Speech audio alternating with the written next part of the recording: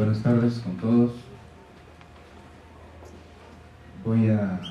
Vamos a conversar sobre un tema bastante controversial, y pese a ser controversial hay varios puntos que no han sido debidamente aclarados por los textos peruanos de responsabilidad civil ni por los pronunciamientos judiciales. A ver,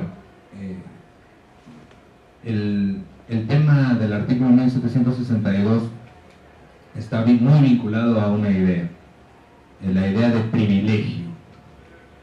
La siguiente, por favor. La que sigue es no, la anterior. Ahí está.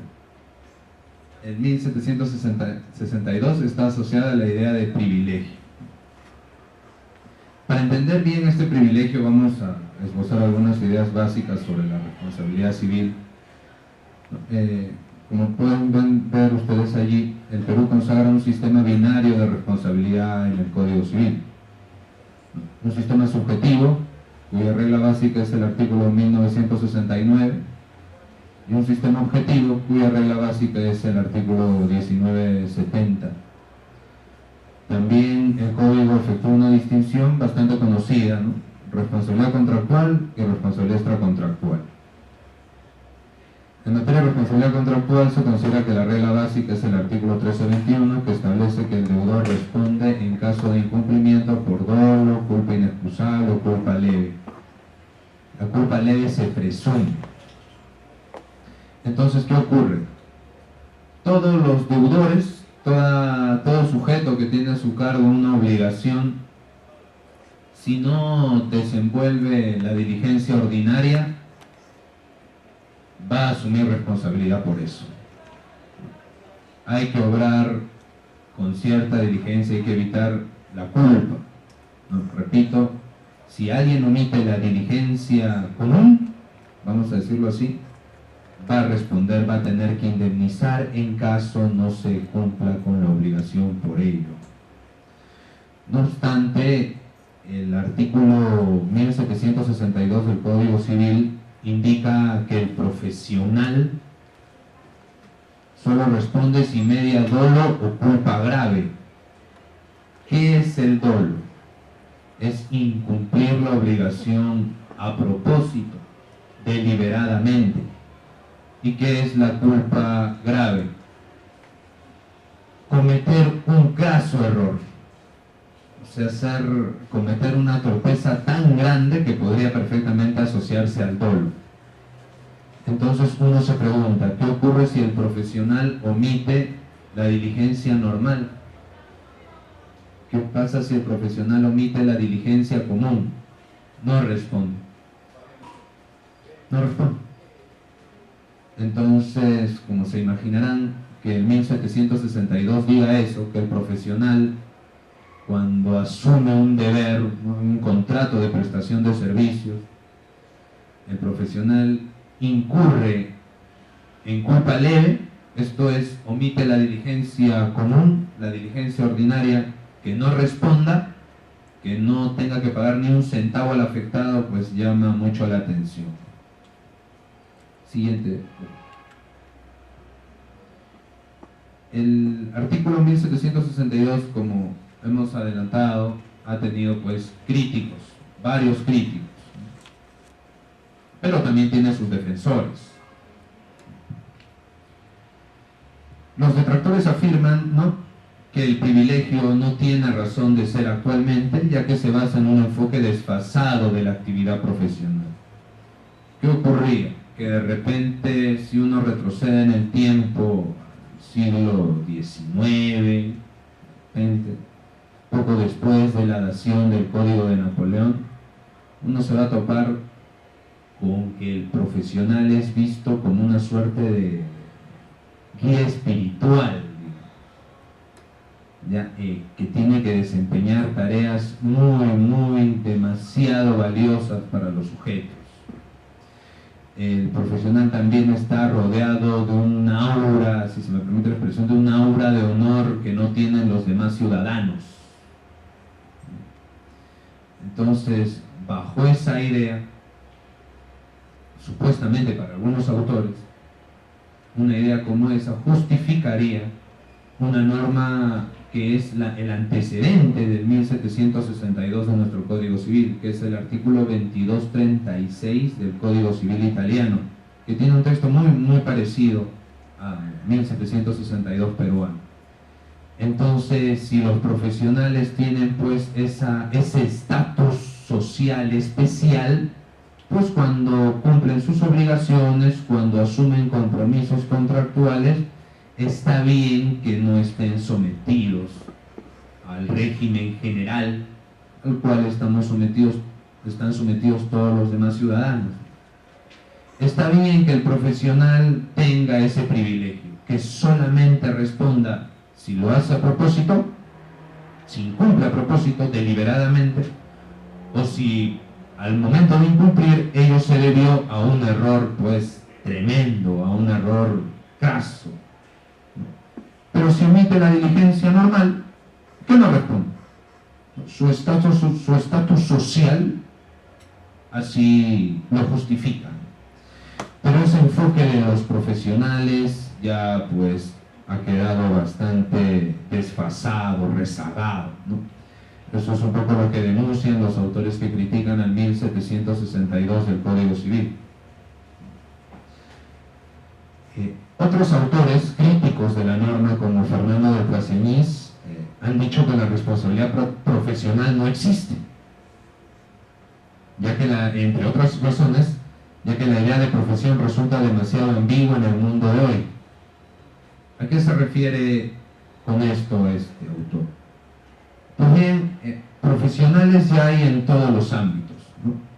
Antes, de repente, hace un siglo, podríamos seleccionar, podríamos indicar, podríamos identificar quién es el profesional y quién es, por decirlo así, el obrero. Quién es el profesional y quiénes son aquellos que hacen trabajos manuales, ¿no?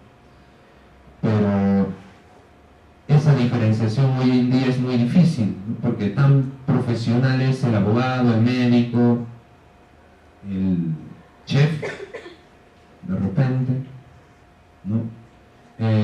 Todas las profesiones vinculadas al mundo de la informática, que son incontables, ¿no? Ingeniería de software, que es diferente a ingeniería de sistemas y que es diferente a ingeniería informática. Entonces la idea de profesión está esparcida por todas partes. Entonces no se puede hablar pues de los profesionales como un grupo completamente distinguible de los demás.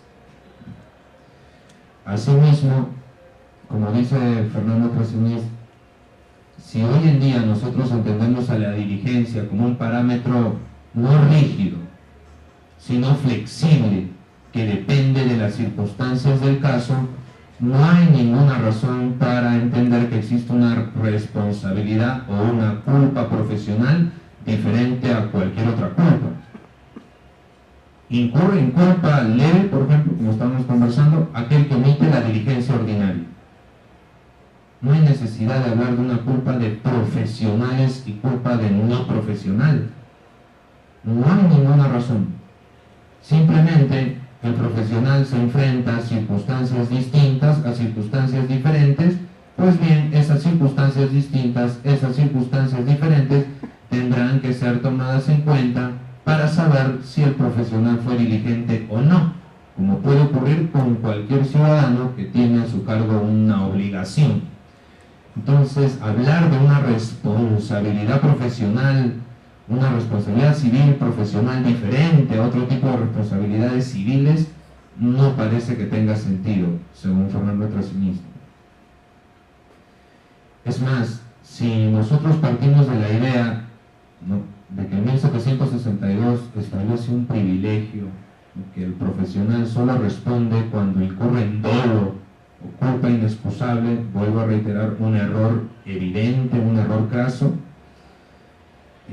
no tiene mucho sentido, porque el profesional debería más bien, dadas las complejidades de su actividad, esforzarse más. ¿Qué mensaje me lanzaría a mí en 1762? que cuando más dificultosa es la actividad involucrada en la obligación, menos responsable soy. A más simple es, más responsable. A más compleja, menos responsable. Cuando el sentido común de repente nos indica que cuando la tarea a realizar es más compleja, hay que ser más responsable, hay que ser más cuidadoso, hay que exigir una mayor diligencia. Entonces, por allí que la norma un poco que traiciona eso, ¿no? Que eso es lo que nota, por ejemplo, la profesora Olenka Burko, ¿no? A mayor dificultad, menos responsabilidad. Uno puede preguntarse eso al leer el 1762, ¿no? Ahora, los críticos se cuidan de algo. Dicen, nosotros criticamos al 1762 del Código Civil, pero con ello no pretendemos quitar ningún rol de dignidad a los profesionales. Ningún rol digno, no se pretende negar la dignidad profesional. Por el contrario, ¿no? Los profesionales, todos los profesionales están llamados a cumplir un rol pues vital para el desarrollo de la sociedad. Entonces no se puede negar la dignidad y la importancia que tienen todos los profesionales en el mundo de hoy. Siendo ello así, cuando se niega la aplicación de 1762, ¿qué cosa se busca o qué cosa se propone? Básicamente, que se aplique un principio de igualdad y que se tome conciencia de que este enfoque decimonónico de los profesionales, que los profesionales tienen un estatus social superior, ya pues no tiene razón de ser hoy en día, ¿no? Simplemente se exige que los profesionales respondan como cualquier otro deudor, punto. Eso no implica negar ninguna dignidad a los profesionales. La siguiente, por favor. Entonces, si tanto se critica el 1762, ¿no? que lo he tratado de resumir bastante las críticas que hay por escrito, ¿qué se propone? Aparte de la derogación, que la norma está vigente, ¿qué se propone? Dado el carácter nocivo de la norma, se propone la interpretación restrictiva. El profesional solo tiene el privilegio cuando el asunto que trata tiene especial dificultad. Entonces, cuando un profesional, para cumplir su obligación, para cumplir un compromiso contractual, tiene que enfrentarse a un asunto difícil o muy difícil, solamente allí tendría el privilegio de que responde si hay dolo o un craso error. Pero si el asunto no es especialmente difícil, responde bajo las reglas generales, ¿no? Si omite la diligencia común, tendrá que indemnizar. Cuando no indemniza, cuando el asunto que está tratando es complejo, muy difícil. Ahora, este tema, pues, como es fácil imaginar, se ha desarrollado más a propósito de la responsabilidad civil médica, ¿no? Dice, el asunto sería de especial dificultad cuando, en la ciencia médica, por ejemplo, no hay una sola solución para el problema, sino más de una, sin que se pueda establecer con precisión cuál es la mejor y más efectiva. Entonces, el médico tiene frente a sí un problema, un paciente, y la solución que propone la ciencia médica para ese paciente no es una, sino 2, 3, 4. Y según la ciencia médica no hay una única solución, no hay un estándar o un parámetro para saber cuál de las soluciones es mejor que la otra. Entonces, en esos casos estaríamos ante una situación de especial dificultad. Otros proponen que se tiene que distinguir entre obligaciones de medios y de resultados, de modo que el artículo 1762 del Código Civil sería aplicable solo a las obligaciones de medios. Un ejemplo sería, por lo menos según las múltiples decisiones del INDECOPI, las cirugías estéticas, ¿no? Pero no se aplicaría a las obligaciones de resultado. ¿Cómo distinguir nosotros esto? Cuando el problema que tiene el paciente, según la ciencia médica, se puede solucionar sin mayor problema aplicando el tratamiento adecuado, allí eso es lo que se conoce como obligación el resultado. El médico tiene que cumplir sí o sí, y si no se da el resultado tendrá que indemnizar. Y en 1762, allí en esos casos no se aplicaría, ¿no? Por ejemplo, cuando alguien se va a hacer una liposcultura, se van a hacer un aumento de busto, etc. ¿No? Allí no. Pero cuando el tratamiento, supóngase un cáncer de repente, o alguna otra enfermedad complicada cuya posibilidad de curación no es el 100%, y además existen varios mecanismos para tratar el inconveniente, la enfermedad, allí sí tendría aplicación en 1762, ¿no? Solo en esos supuestos difíciles, donde no existen tratamientos que garanticen la recuperación o curación total. Entonces, en esos casos, ¿cuándo respondería el médico? Cuando ocasiona el daño a propósito o comete un error garrafal. Pero si omite la diligencia común, no pagan un centavo. El privilegio se mantiene, ¿no? El privilegio se mantiene. Y justamente este último punto, si bien se pueden ensayar interpretaciones restrictivas, lo cierto es que, imaginemos, ¿no? Si el médico tiene ante sí un problema muy mencionado, por lo menos en algunos textos, estos cálculos a la vesícula, a la vejiga, el médico puede o intervenir, hacer una intervención invasiva en el cuerpo de la persona, cortarlo, o dar un tratamiento externo, ¿no? Estos famosos rayos láser que hay para destruir las piedrecillas. Entonces el médico se enfrenta a dos caminos. Uno tendría que preguntarse, ¿está comprobado científicamente que un camino es mejor que el otro, que un camino es más efectivo que el otro? Supongamos que no, que cualquiera de los dos caminos de repente no garantiza una recuperación al 100%. Entonces el médico comete una negligencia al aplicar el rayo láser, omite la diligencia común, comete un error, no paga ni un sol. Tendría que provocar el daño cometiendo un error garrafal, como hemos dicho, o haciendo daño deliberadamente. Pero si omite la diligencia ordinaria, no va a responder. Entonces, el daño que provoca en 1762 aún persistiría, ¿no? Y en realidad, cuando uno ve el Código Civil lee en 1762, la redacción ayuda muy poco,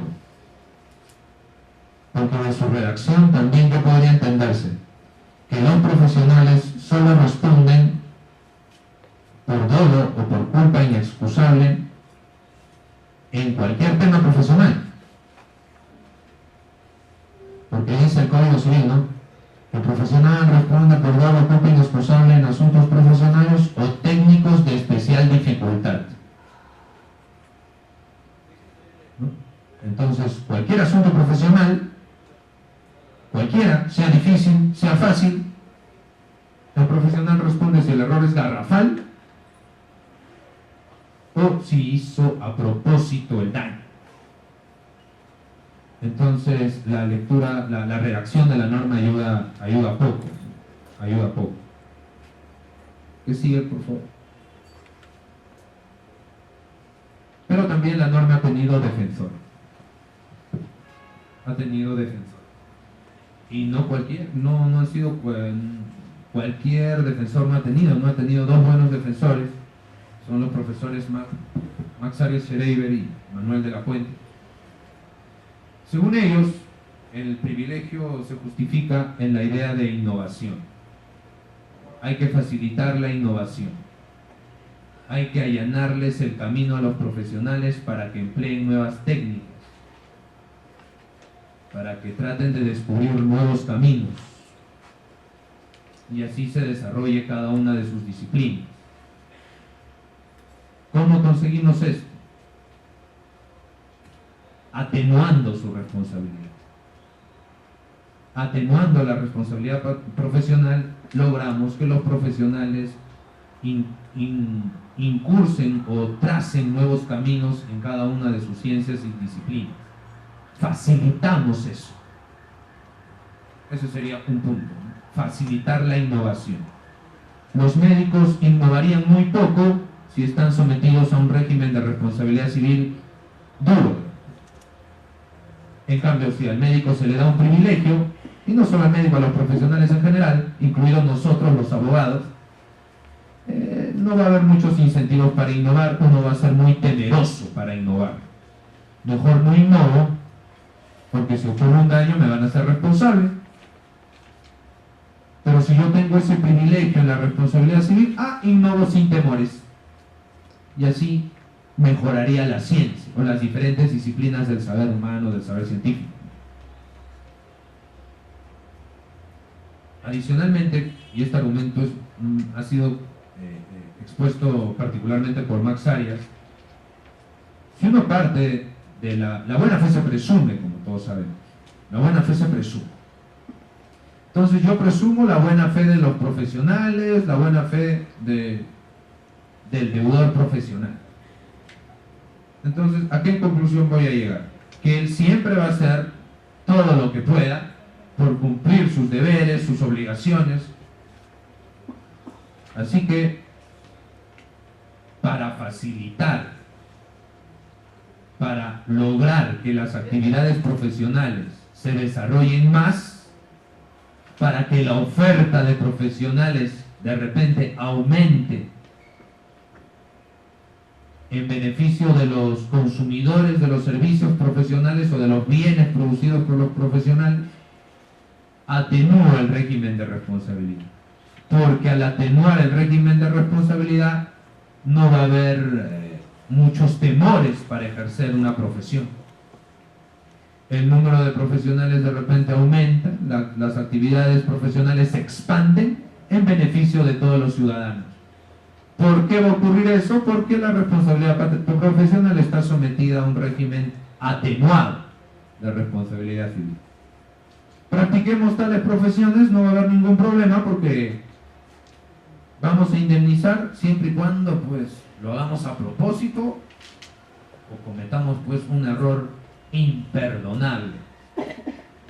Entonces, en un escenario como ese, pues hay un incentivo para practicar las profesiones. ¿Qué otro argumento se menciona? Disminuir los procesos. Si los profesionales tienen un privilegio, los procesos en su contra supuestamente disminuirían. Se dice que los jueces tenderían a sancionar a los profesionales por cualquier error, y eso hay que evitarlo, porque lo que se quiere es que el Perú se desarrolle, que las actividades profesionales en el Perú crezcan, tomen impulso, y si los jueces van a estar sancionando indiscriminadamente, no se va a lograr. Entonces hay que frenar a los jueces. ¿Cómo los frenamos? Estableciendo un régimen de responsabilidad atenuada para los profesionales, el privilegio del que venimos hablando. Y bueno, en realidad parece que Max Arias tiene, bueno, y Manuel de la Puente, que lo ha secundado, tiene mucha razón en parte, ¿no? Porque hubo un caso que involucró a la clínica Ricardo Palma, y simplemente para abreviar, la pregunta fue, o la pregunta esencial era: ¿qué pasa si un médico, antes de intervenir quirúrgicamente un paciente, evita o no cumple con hacer un examen para detectar si puede suscitarse una contingencia, si puede suscitarse un riesgo, materializarse un riesgo? En este caso se trataba de una fístula intestinal. Pero digamos que las fístulas, según la ciencia médica, que se presenten en ese tipo de casos, la posibilidad de que se presente era del 0.03%. Entonces, ¿qué hizo el médico? como solo ocurre en 0.03% de los casos, no hago el examen.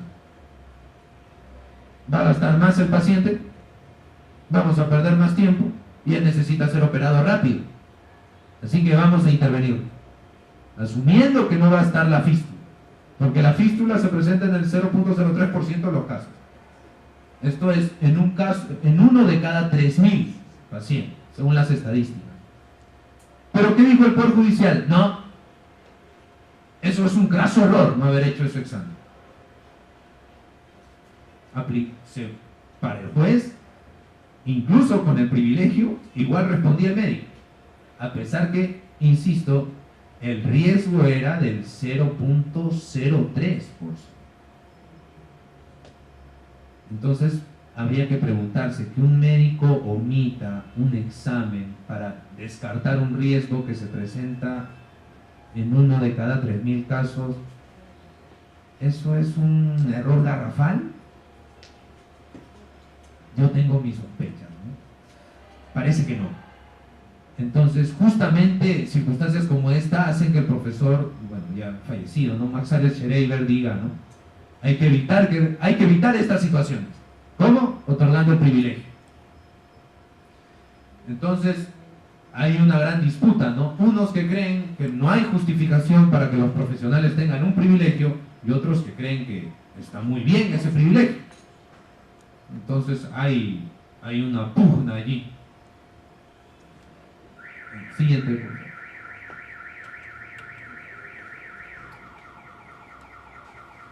Hay un punto, como decíamos, ya entrando a la segunda y última parte de esta exposición,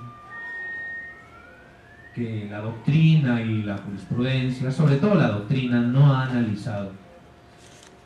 Y con respecto pues a los profesionales médicos, porque siempre que se habla de responsabilidad civil de un profesional, de inmediato y de repente, para buena suerte de nosotros, no se piensa en el abogado, ni en el ingeniero, ni en el arquitecto, de frente en el médico, ¿no? Por eso algunos son un poco reticentes a tocar estos temas.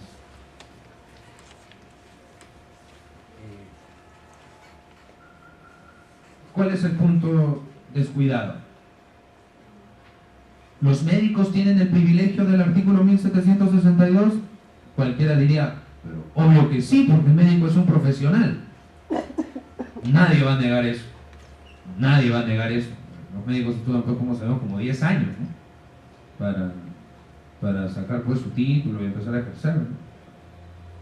Pero pareciera que hay una norma que niega el privilegio, que es el artículo 36 de la Ley General de Salud, que, como sabemos, es del año 97. Dice el artículo 36 de esta ley especial: los médicos son responsables por daños ocasionados en caso de ejercicio negligente, imprudente e impedito de sus actividades. La redacción de esta norma se presta para considerar que los profesionales de la salud han perdido el privilegio consagrado en el artículo 1762. Pero esto nadie lo ha advertido, no ha sido pues por escrito, no hay un documento ni una sentencia que lo diga claramente, ¿no? Daría la impresión que el artículo 36 solo se aplicaría a la responsabilidad extracontractual, porque el 1762 se refiere a la responsabilidad contractual de los profesionales. Claro, si uno se fija en el artículo 36, dice, si el médico es negligente, responde. ¿Y qué cosa es ser negligente? Omitir la diligencia ordinaria. Cuando un médico omite la diligencia ordinaria, responde, según la Ley General de Salud. Y en 1762 podría decirse derogado por el principio de especialidad, porque en 1762 se refiere a todas las profesiones y la Ley General de Salud a la profesión médica. Entonces, por el principio de especialidad, tengo que aplicar la regulación de la Ley de Salud. O también por el tema del ex posterior, ¿no?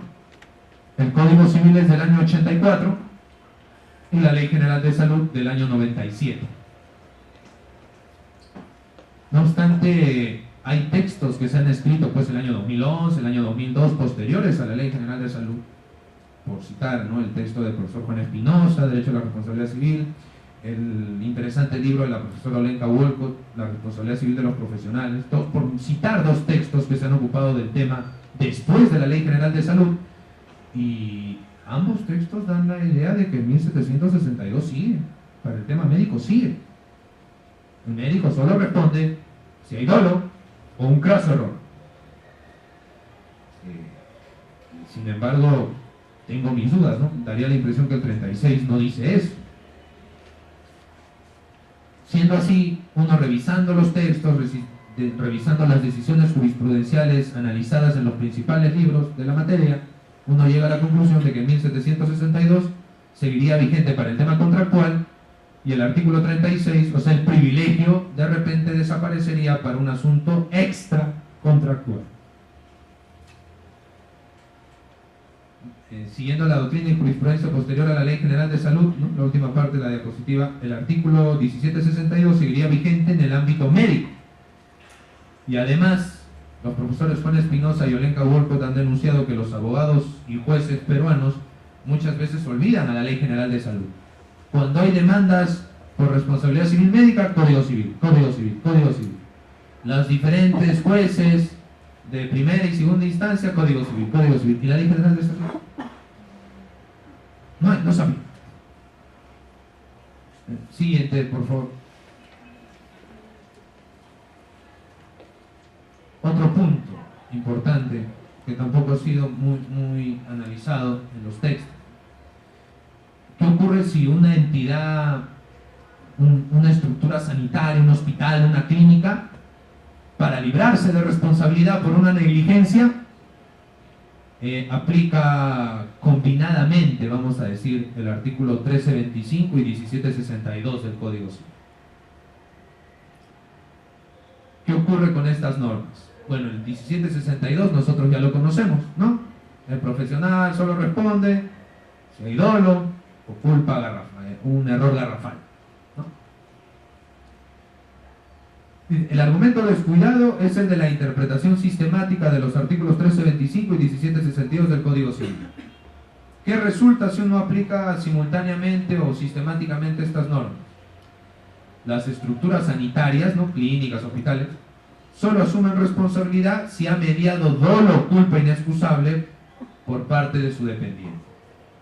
Claro, en 1325 el Código Civil dice: el deudor que se vale de terceros responde por el incumplimiento si este tercero ha obrado con dolo o culpa. Entonces, ¿qué diría la clínica? Bueno, es cierto, nuestro médico, nuestro staff de médicos, todos han sido descuidados, han omitido la diligencia ordinaria, pero a quien contrataron fue a nosotros, al hospital. Le han pagado al hospital y nosotros tenemos derecho a que se nos aplique el 1762. No te doy ni un sol, porque ha sido un problema de especial dificultad y se ha omitido la diligencia ordinaria, nada más. No ha habido ni dolo ni errores garrafales. Entonces, ese punto como que se puede esbozar, ¿no? Muchas veces, pues, como sabemos, la imaginación de los abogados no tiene límite y un argumento como este puede surtir fruto, ¿no? Claro, alguien podría decir, no, ese argumento está mal, considerando que la responsabilidad contractual de la persona jurídica es objetiva, de modo que el artículo 1762 no se aplicaría a la persona jurídica.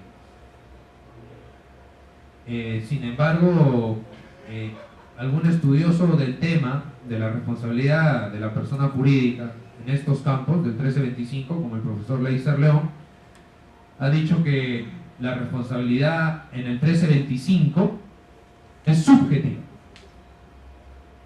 Entonces hay una doctrina importante en el Perú que dice que el 1325 implica una responsabilidad subjetiva. Entonces, si esto es así, las empresas que prestan servicios de salud podrán usar el 1762 tranquilamente. Y tienen, pues, entre comillas, el derecho omitir la diligencia ordinaria, ¿no? Siguiente, por favor. Bien, un poco la idea que quería compartir con ustedes dentro de este escenario, ¿no? Se puede aceptar la idea dominante, que es criticar al 1762, se puede aceptar la idea que defiende al 1762, como hemos visto, ¿no? Los defensores Manuel de la Puente y Max Ares Schreiber tienen ideas muy interesantes para defender al 1762. Entonces uno se pregunta, ¿qué ocurre si uno es un investigador, alguien que quiera hacer una tesis, en fin, no está conforme con el 1762? Está mal que los profesionales tengan ese privilegio. No se justifica. De repente hablar de profesionales hoy en día no tiene sentido, como dice Fernando de Traseñís. Todo el mundo es profesional, ¿no? La idea de profesión está, pues, ya es generalísima. Hay profesionales por todos lados, ¿no? Entonces, ¿cómo resolver esto? ¿Valdría la pena hacer otra interpretación del 1762? Como hemos mencionado, ya se han efectuado interpretaciones restrictivas y es paradójico aquellos que tratan de hacer la interpretación restrictiva del 1762. ¿Qué implica la interpretación restrictiva? Interpretar la norma de tal manera que se aplique a la menor cantidad de casos, a la menor cantidad de supuestos. Si yo llego a la conclusión que la norma está mal, que la norma es equivocada, que la norma consagra una política legislativa errónea, a través de una interpretación restrictiva, los daños, los perjuicios que ocasiona esa norma los reduzco, porque reduzco su campo de aplicación. Pues bien, aquellos que han propuesto la interpretación restrictiva, sobre todo la profesora Olenka Wolcott, ellos llegan a la conclusión, bueno, hacemos la interpretación restrictiva, pero lo cierto es que está bien difícil que los tribunales lo apliquen. Esa es la verdad. Para un tribunal, para un juez, de repente es mucho más sencillo dejarse guiar por las ideas de Manuel de la Puente, Max Ares Schreiber, y decir pues que hay un genuino privilegio para el desarrollo de la ciencia en el Perú. Y si uno viene incluso, ¿no?, de repente en clave sociológica, fíjense, ¿no?, cómo de un tema de responsabilidad civil podemos conectarnos con un tema social, ¿no? No sé si alguno habrá tomado contacto con esta obra de Andrés Oppenheimer, Cuentos Chinos, donde se resalta la necesidad de que países como Latinoamérica se preocupen por fomentar, por desarrollar su tecnología, su ciencia, para que no se encuentren permanentemente subyugados a las grandes potencias. Entonces yo con esa lógica, ¿qué concluyo? No está bien. Hay que facilitar la labor de los profesionales con ese privilegio. Hay que incentivar. Discutible o no, ahí está la idea defendida por ilustres autores. Entonces, si uno critica al 1762, volver a estar en interpretaciones que otros ya han esbozado, no parece razonable. No, regresa a lo mismo. Quizá es el momento de buscar casos donde el 1762 simple y llanamente no se aplica. Adoptes la interpretación que adoptes. Sigas a la postura que sigas a la postura de Max Ares Schreiber, Manuel de la Puente, o por otro lado a la mayoría de autores como Olenka, Wolcott y Juan Espinosa que hemos mencionado en esta exposición. O sea, al margen de las opiniones que uno siga, buscar supuestos donde no se aplique el privilegio. Y la pregunta es, ¿los hay? Sí. Sí los hay. Uno sería el caso de los pacientes ancianos. Como sabemos, los adultos mayores tienen una ley especial. La Ley de Personas Adultas Mayores, la Ley 28.803.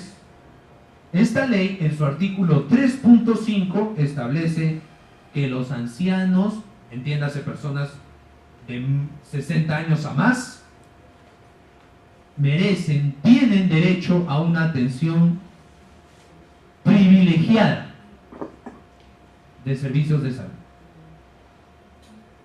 Entonces, si los ancianos tienen este derecho, tienen este privilegio, en 1762 no se aplicaría con ellos. Porque en 1762 se establece un privilegio de carácter general, ¿no? En cambio, los ancianos tienen un privilegio muy particular. Tienen una atención preferencial en salud. Si uno le pregunta a Max Arias y a Manuel de la Puente cuál es el fundamento de 1762, no lo que hemos dicho, la innovación. Se prefiere la innovación. Se prefiere la innovación en salud, por ejemplo. ¿A qué cosa? Al interés del paciente. Si se aplica en 1762. Pero esa valoración es negada por la ley especial, que dice que no. Los ancianos en materia de salud tienen derecho a una atención preferencial que no tienen otros ciudadanos. No importa qué interpretación maneje, la extensiva, la restrictiva, en 1762 establece un privilegio general que debe ceder por el principio de especialidad ante un privilegio particular, el de los ancianos. Creo yo que una sana interpretación del artículo 3.5 de la ley del adulto mayor en materia de responsabilidad civil médica que tenga que ver con pacientes ancianos no aplica. Principio de especialidad. ¿Pueden existir otros supuestos donde no se aplica el 1762? Claro. Aparte de la ley del adulto mayor, podríamos mencionar, para terminar, el concebido. Como sabemos, uno le da una leída al artículo 1 del Código Civil y sabe que el concebido es un sujeto de derecho privilegiado. Entonces, cuando un médico va a tratar un problema que involucra un concebido, está por un lado el 1762 que protege la innovación frente al paciente, y por otro lado el artículo 1 del Código Civil que dice que el concebido es un sujeto de derecho privilegiado, un privilegio que no tiene ningún otro sujeto de derecho. El concebido solo es titular de situaciones jurídicas de ventaja, nada más. Creo que ese es un buen punto para sostener que cuando el paciente es un concebido, el 1762 no se aplica. Otro supuesto más, la legislación especial que protege a los niños, niñas y adolescentes. Todos recordaremos el famoso interés superior del niño. El artículo 9 del título preliminar del Código del Niño y del Adolescente es bastante enfático, ¿no? En toda política legislativa, en todo nivel, siempre debe tenerse en cuenta el interés superior del niño, niña y adolescente. Entonces, cuando el médico tiene como paciente no solo un anciano, no solo un concebido, sino un niño, niña y adolescente, creo que habría poderosas razones para desaplicar el 1762 sin importar, insisto, qué interpretación manejes, la restrictiva de la mayoritaria o la interpretación extensiva de la doctrina minoritaria, ¿no? Entonces creo que podríamos un poco reflexionar por allí, ¿no? Hay varios puntos que han sido descuidados en la responsabilidad civil médica. Creo yo que hay que resaltar una de las ideas que el profesor Juan Espinosa destaca en su libro, ¿no? No parece pues que estar en dilucidaciones referidas a si la responsabilidad civil médica es contractual o extracontractual. Creo yo que hay problemas más relevantes, ¿no? Más relevantes. El privilegio que tienen los profesionales establecidos en el artículo 1762 del Código Civil y su rol en el ámbito médico es algo sobre lo cual deberíamos reflexionar bastante, ¿no? Tal parece que la norma de la Ley General de Salud, como lo hemos venido conversando, parece que no ha tenido el suficiente impacto en nuestro medio. Entonces habría que ir buscando otros caminos, ¿no? Que es un poco lo que he tratado de compartir con ustedes en esta exposición. Yo les agradezco su atención. Eso sería todo. Gracias.